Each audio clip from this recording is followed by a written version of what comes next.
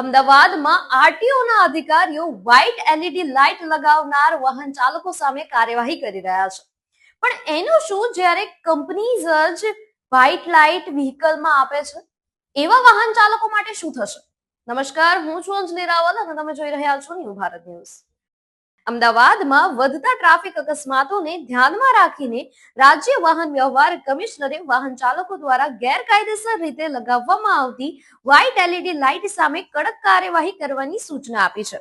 સરકાર અને આરટીઓનું કહેવું છે કે નિયમ વિરુદ્ધની વ્હાઇટ લાઇટ મોટા પાયે વાહન દ્રશ્યતા માટે જોખમ ઊભું કરી શકે છે અને રાત્રે અકસ્માતની સંભાવના વધારી શકે છે. જાન્યુઆરીથી 10 માર્ચ સુધી અમદાવાદ આરટીઓ દ્વારા દરરોજ ખાસ ડ્રાઈવ યોજી નિયમ ભંગ કરનાર વાહનો ચેક કરવામાં આવ્યા છે.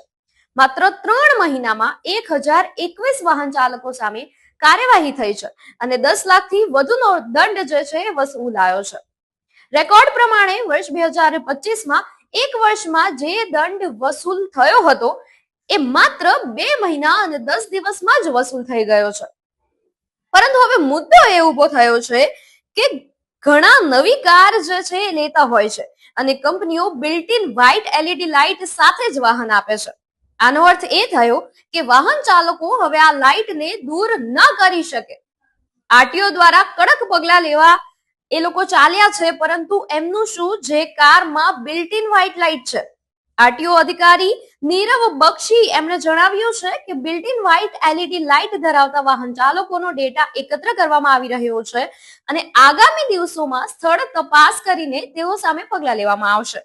અધિકારીઓએ જણાવ્યું છે કે નિયમ વિરુદ્ધ વ્હાઇટ લાઇટ ધરાવનારાઓ એમના માટે હાલ 1000 રૂપિયાનું ચલણ ઇસ્યુ કરવામાં આવ્યું છે અને વધુ તીવ્ર લાઇટ જોવા મળે તો 5000 સુધીનો દંડ પણ ફટકારવામાં આવશે. આરટીઓનો દાવો છે કે આ ડ્રાઈવ ચાલુ રહેશે અને નિયમનું પાલન ન કરનાર લોકો સામે લાયસન્સ સસ્પેન્ડ કરવાની કાર્યવાહી પણ થશે.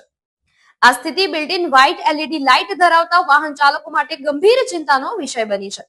હવે પ્રશ્ન એ છે કે આ વાહન ચાલકો નિયમનું પાલન કેવી રીતે કરશે અને કાયદાકીય દંડથી કેવી રીતે બચશે, જ્યારે લાઇટ મૂળભૂત રીતે કંપની દ્વારા જ આપેલી છે?